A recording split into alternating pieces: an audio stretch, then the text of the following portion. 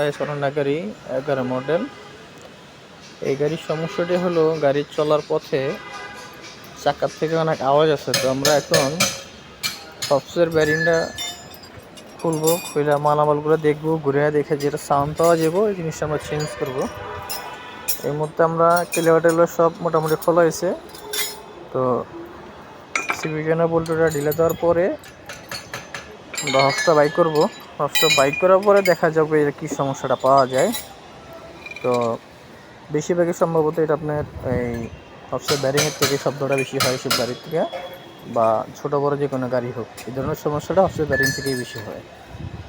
এই ভিডিওটা করলাম এই জন্যই যে সবাই যেটা বুঝতে পারেন, জানতে পারেন। আর এটার ইঞ্জিনটা দেখছেন, ইঞ্জিনটা এই দেখছেন, ইঞ্জিনটা কত সুন্দর আউটলুক, কত সুন্দর সিস্টেম। এই যে গাড়ি